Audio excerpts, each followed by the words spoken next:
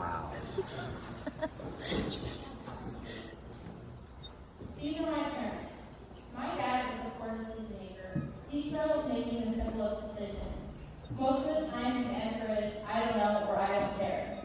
He's a fortunate guy, though, because he met my mom, who is an excellent decision maker. I guess what they say is true, opposites do attract. They got married and they had 6 kids. Unfortunately, I inherited the bad decision-making trait. It takes me a little longer to make a decision. I also catch myself saying, I don't know or I don't care to most questions. However, I got lucky just like my dad because I have a twin sister, and she has the decision-making trait that my mom has. I like to think we balance each other out. I go to Lily whenever I have any decision, and she always seems to know what the right pick is, even if she does get annoyed with making all these decisions. So here's the question Lily is dying to know. Why can't I make a decision? Sometimes we might feel like we are alone with our indecisiveness, but we are not. Research suggests that 20% of the adult population is indecisive. Although it might seem like indecisive people were just born that way, it's not thought to be based off genetics. There are many theories about indecision. Mental health experts believe it's a learned behavior. Joseph Ferrari, an FHD psychology professor, says it's an adaptive strategy, though it isn't very helpful. Dr. Ferrari carried out a study in 1994 with a small group of college women. Indecisiveness was associated with having strict parents. The type of things like, as long as you live under my roof, you can do what I say. This theory shows that children who grow up in this environment might learn that their choices can get them in trouble, so delaying their decision is safer. But remember that this isn't the only theory, and indecision can happen to you for many different reasons. Indecision is also related to feelings of anxiety, depression, self-doubt, and negativity. When we are anxious and filled with doubt, it tends to be pretty hard to make a decision. You might have a fear of making the wrong choice. Depression also has side effects such as a lack of concentration and motivation, which are key things in making decisions. Self-doubt is a big one. All around the world, people are insecure for many different reasons. Refusing to make decisions help indecisive people avoid responsibility or blame. So in the end, most people believe no decision is the best decision. Psychologists have also shown that indecisiveness is often a product of perfectionism. Perfectionists are scared of the shame or regret that may come with making a choice. So they put off this decision till they feel certain they have made the right choice. This can bring frustration though. There are many theories about why people struggle with decision making. But why is this process so hard? Each decision requires us to undergo a decision making process that is often difficult and complex. The first step is to identify a problem. As an example, say you're trying to choose between 2 apartments. One is cheaper but farther away from work. The other is closer and nicer but much more expensive. Which one would you choose? Depending on what you value, you probably have some idea. This initial response, the one tied to your instincts and emotions, is perfectly valid. However, you should try to look at your options rationally.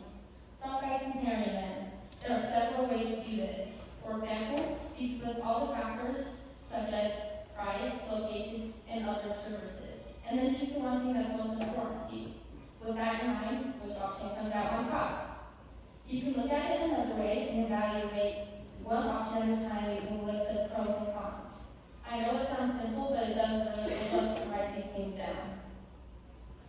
This time, it's okay to be subjective. Certain factors can and should carry more weight than others. It's how you feel about them that counts, so be honest about what these things mean to you. Imagining possible outcomes might give you some perspective on the decision. Say you're thinking about adopting a dog. What do you think the consequences might be in a month? In a year? How about several years from now? Making decisions can be a roller coaster ride, especially when there's long-term consequences to think about. We can't see into the future, but we can try and be prepared. The best advice anyone can give you is to make a decision. Don't just wait and wait until it disappears, because it won't. Trust me. Making a decision feels good. Our bodies relieve all that stress that was building up. But decision making can vary.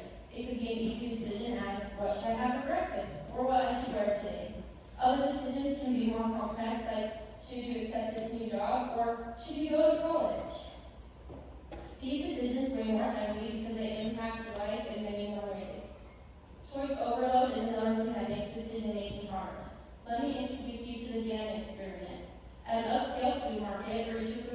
up 2 displays offering free samples of jam. One gave customers 6 different options to choose from, the other gave them 24. The larger display attracted more people, but they were 6 times less likely to buy a jar of jam compared to those who visited a smaller display. The reason for this is the phenomenon now known as choice overload. Choice overload can happen anytime we feel overwhelmed by the sheer number of options.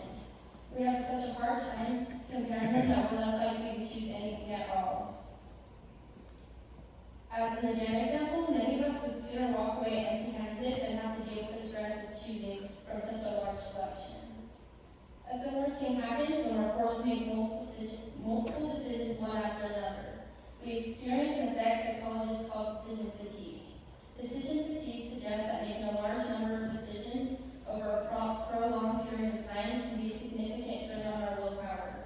If your brain is worn down, it may cause you to become more reckless with your decision making and not think things through. It also can cause you to simply do nothing, which can cause even more problems. The result of that is that we have a harder time saying no to things like junk food, impulse buys, and sales. Fatigue can also make it harder for us to say yes, though. Dr. McLean says, every day just in our personal lives, we're making tons of decisions. And a lot of these decisions you're not consciously making. She said, for example, you open the refrigerator door, and the only thing that's in there is bagels. And that's a pretty easy decision. But there's a lot of different things in terms of what do I eat, what do I wear, what do I do with my day off, can create stress. Dr. McLean added, noting that by the time the average person goes to bed, they have made over 35,000 decisions. And all those decisions take time and energy and certainly can deplete us. Will we always be bad at making decisions? Luckily, you can dig yourself out of the school you have made by using a few of these simple techniques. You can journal about past decisions. This way you can look back and see the world didn't end and life went on. You can also look back and see how you handled different situations. You can make a pros and cons list. While or after you write this list, consider what you view as valuable. Dr. Ferrari says maybe one side is shorter than the other, but the things that you listed were more important or better. Next, you can go with your gut. Stop gathering as much information as you can. Make your decision and don't look back. Most decisions don't have a right or wrong choice. And most people in life who are successful have made mistakes. Now, you're all probably wondering, will I ever get over my bad decision making? Probably not. It's been with me forever and I don't know life without this struggle. But luckily, there are people in this world who are willing to help you make the right decision. And lastly, if you're wondering how I made the decision on what topic to do this TED Talk on, just know I did it. Lily decided for me. Thank you.